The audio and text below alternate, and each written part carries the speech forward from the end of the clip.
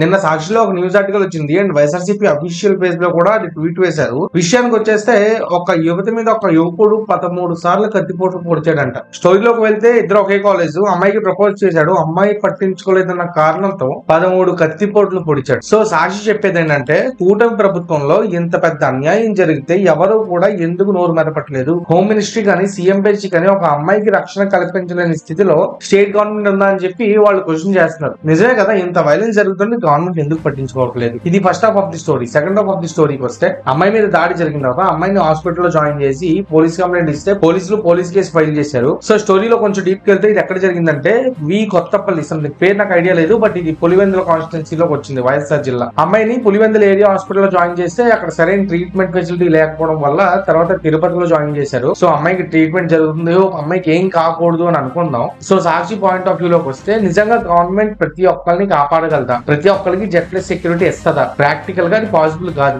ఇప్పుడు రెండో విషయం, ఒకవేళ సరైన ఫెసిలిటీస్ ఉన్నా కూడా డాక్టర్స్ అమ్మాయిని సేవ్ చేయకపోతే అప్పుడు గవర్నమెంట్ ని బ్లేమ్ చేయొచ్చు, లేకపోతే పోలీసులు కేసు ఫైల్ చేయకపోతే అప్పుడు గవర్నమెంట్ ని బ్లేమ్ చేయొచ్చు. ఎక్కడో ఏదో గొడవ జరిగింది, దాడి జరిగింది, కేసులు పెట్టుకున్నారు, హాస్పిటల్ అమ్మాయికి ట్రీట్మెంట్ జరుగుతుంది. ఈ టోటల్ స్టోరీలో గవర్నమెంట్ చేసిన తప్పే ఉంది. ఇప్పుడు ఇంకొంచెం డీప్ వెళ్తే పులివెందుల్లో గత 45-50 ఏళ్లుగా ఒకే ఫ్యామిలీ అడ్డా కొనసాగుతుంది. అంటే పులివెందుల్లో అంత వైలెన్స్ చేసే వాళ్ళు ఉంటే వీళ్ళు కంట్రోల్ చేయలేదా, లేదా వైలెన్స్ చేసే వాళ్ళని పెట్టి పోషించారా అన్నది ఒక ఇష్యూ. అండ్ ఇంకో ఇష్యూ ఏంటి, కడప జిల్లా కానీ పులివెందులో కానీ పిన్ టు పిన్ వీళ్ళకి అందరికీ తెలుసు. వీళ్ళు ఒక మాట అంటే ముందుకు వెళ్లే వాళ్ళు ఉన్నారు, వీళ్ళు ఒక మాట అంటే వెనక్కి వచ్చేసే వాళ్ళు ఉన్నారు. అలాంటప్పుడు అక్కడ వైలెన్స్ ఎందుకు జరిగిందనే పాయింట్ ఆఫ్ వ్యూ లో కేసు ముందుకెళ్ళాలి. అండ్ రెండో విషయం, గత 50 ఏళ్లుగా ఒకే కుటుంబం ఆ ఏరియాని పాలిస్తున్నప్పుడు ఒక మల్టీ స్పెషాలిటీ గవర్నమెంట్ హాస్పిటల్ కూడా నిర్మించని దుస్థితిలో ఆ ఫ్యామిలీ ఉందా, లేకపోతే ఆ నాయకులు ఉన్నారా, ప్రాంతీయ నాయకులు? పులివెందుల ఏరియా హాస్పిటల్లో ఒక అమ్మాయికి కత్తిపోట్ల ట్రీట్మెంట్ చేసే ఎక్విప్మెంట్ లేనప్పుడు, అంత స్పెషాలిటీ ఉన్న డాక్టర్స్ లేనప్పుడు